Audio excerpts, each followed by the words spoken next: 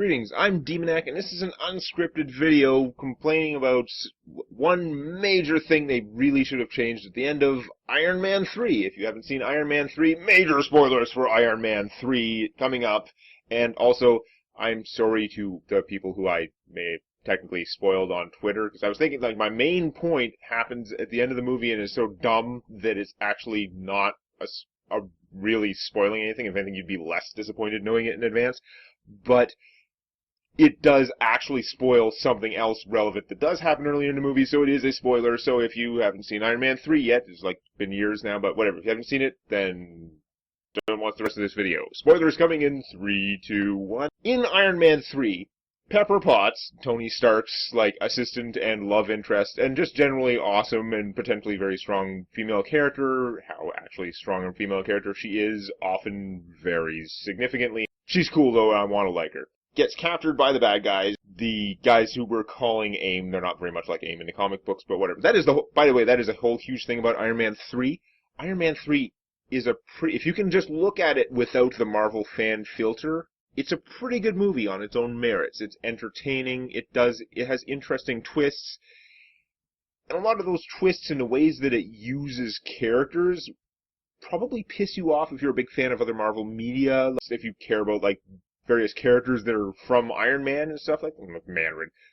But if you don't worry about that stuff, those things are actually cool. And like the fact that AIM is lame, whatever. So AIM captures her, and she gets the extremis treatment because that guy is character motivations. It actually has character motivations. So I'm gonna let it go, even though it's stupid of him.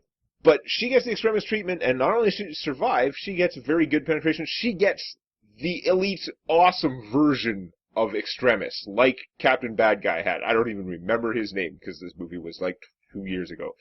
But she has the good version of extremis. This means when she is wounded, well, it's very dangerous to be around, because it's like expelling molten lava almost, but it means that she can regenerate from almost any injury. It means she is incredibly superpowered and tough, and like super strong and can punch through things. And if she had to get through a door, like, you know, Jedi cut through doors with a lightsaber, she could just like cut her hand and bleed all over the door and burn through it.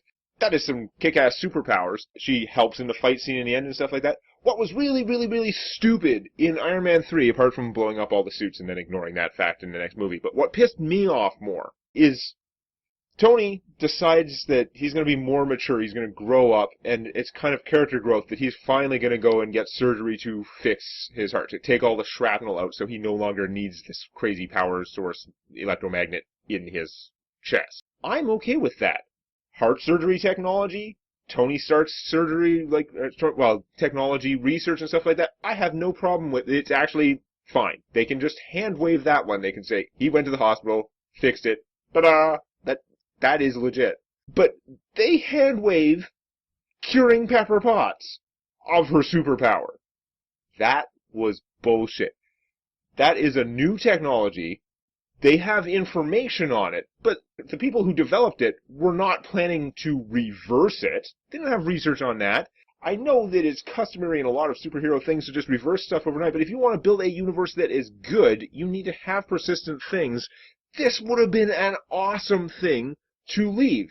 So you have Pepper Potts. She has gained this superpower. She is somewhat super strong, very dangerous to those around her when she's wounded. She's virtually indestructible. In theory, you could do sufficient damage to overload her and cause her to burn up and die, which is actually scary for her, even though anything that would do that would have killed you 100 times over if you were a normal human. That's okay. So she doesn't want this power. That's cool. That's like character motivate, that's stuff, man. That is the stuff that good performances in movies are made of. And she's made of awesome, indestructible molten lava now, more or less. You can just say they don't know how to cure it. Tony Stark would promise her to look for a cure, and he would, although he gets distracted a lot with building Hulkbuster suits and things like that. So he promises her that now, in the movies going forward, you have Pepper Potts. She still doesn't become like a major character. She doesn't join the Avengers. She's a business leader. She doesn't want this superpower. But she has it. And this has all this potential. First off, there's the relationship potential. There's a tension there. Because She wants Tony Stark to cure her. Tony wants to cure her because he cares how she feels. But he also maybe doesn't want to cure her as much as she does because he has to worry about people around him. I mean, he's very prominent, and bad guys could come after him. He might like the idea that if a bad guy comes after Pepper, she won't die. That would be bonus. So he's conflicted on that, and also legitimately, when he does actually get in the right mood and spend time working on it, extracting extremis is a very difficult problem. It's not supposed to come out. It's supposed to go in and stay in and self-replicate and make you invincible. So you can have stuff like in a minor character development scene in like Avengers or Civil War or something like that. Like Pepper is just in her office. She gets cut, just like a paper cut or something, and bleeds a little bit, and this molten stuff comes out and like burns a little hole through her desk, through the floor, and she just like heals it instantly. But you wouldn't have to have any dialogue in this scene. That is scary to her. It's a reminder that she has this terrible, dangerous thing inside of her, because from her point of view, it's dangerous to everyone else. It's dangerous to herself. Now, in practice, she has the super good version of extremis, so she's really not going to die unless she suffers, like, multiple times critical damage, it looks like. But still, it's worrisome, and who knows what the long-term potential of it is. So she has this character stuff, and you can have that, like, a character moment early in the movie, after talking with Tony or something, show that.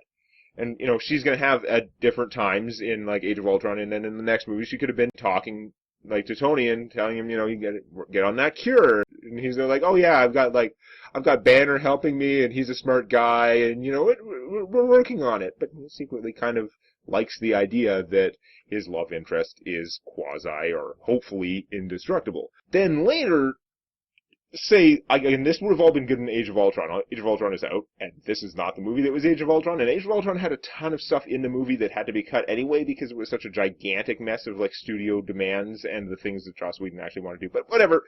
I'm just pitching ideal circumstances here, and it could have been in Age of Ultron, or it could have been in a later movie. You got that scene setting it up early in the movie for people who may not have seen Iron Man 3, and just to remind people who had seen Iron Man 3 in the version where they didn't just take Pepper to the Poke Center and say, "You're cured!" Later in the movie, when everything is going to hell, whether it's Ultron taking over all the planes or something else, you could have a situation where, like, a villain tries to kill Pepper, or she's in an accident caused by a natural disaster caused by whatever the good guys are fighting at the time, and you have this moment, and there's, like, crazy dramatic tension and stuff like that. Tony gets in there and rescues her, like, pulling her from the wreckage as she is, like, and she's, like, melting through his armor as he's, like, digging her out, and then she gets up and, like, and she's fine, and she's freaked out because she was just in an accident that should have been fatal.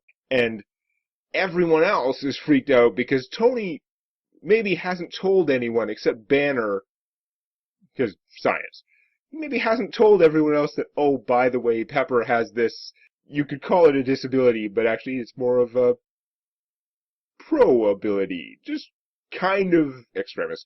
So just think of all the awesome story stuff they could have done with that, and instead they took her to the Poke Center and said, boop, you're cured. She's looking refreshed.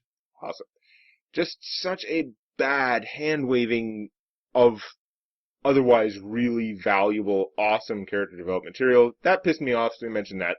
Just since I'm talking about Iron Man 3, I really like the cheesy comic book L5R, like bunch of magical rings version of the Mandarin. If you combine that with the impression of the Mandarin that we were given in Iron Man 3, which of course, because this is a spoiler video, and obviously we've gone way past the spoiler point for Iron Man 3, it turns out the Mandarin that they were showing us in the trailers who looked awesome in his like threatening terrorist videos was just a fraud. He was an actor played by Ben Kingsley who was actually an actor in universe who was hired by the AIM idiots to just as a cover for their various acts of whatever. It would be really cool to me, now that they're getting into Doctor Strange Town, where they are, whatever the consequences, they are bringing in magic to the Marvel Cinematic Universe now. It is on. You know who's magic and awesome? The Mandarin.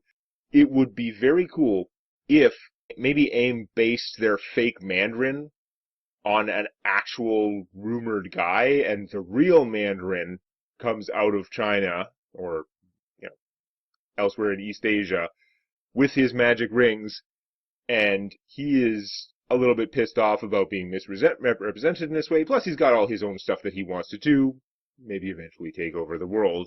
He's got magic rings and is awesome. Or it's also possible, what if Ben Kingsley's actor character, who played the Mandarin in these videos, somehow winds up in a situation where he is given by a mischievous, powerful magical being these rings, or finds these magic rings, he puts them on, and they change him. Maybe there's some kind of consciousness in the rings that turns him into the Mandarin for real, and he decides to take up the appearance that he was using in those fake terrorist videos, but now he's real. Now he has the disintegration ring, I don't know, tornado ring, levitation ring, some other cheesy rings, and he's going to wreak some havoc. Or open a jewelry store. One of the two. Anyway, those are the key things. There's lots of stuff that you could fix in Iron Man 3. I haven't watched it for a long time. That's the one that stuck with me and pissed me off even more than the Mandarin thing, the Mandarin they could work on. But the taking away Pepper Potts' unwanted superpowers was really just like bad script writing, movie making decision. It may not have been the writer's fault. It may have been a studio mandate. I don't care. I told you what I would have done. And yeah, that was an unscripted video. I probably shouldn't do more of these because I think they always come out dumb, but I'll see what you think in the comments, and I'll see you next time. If you enjoyed this, please activate the like button. And watch us discuss a new anime series as it comes out on AI Tries.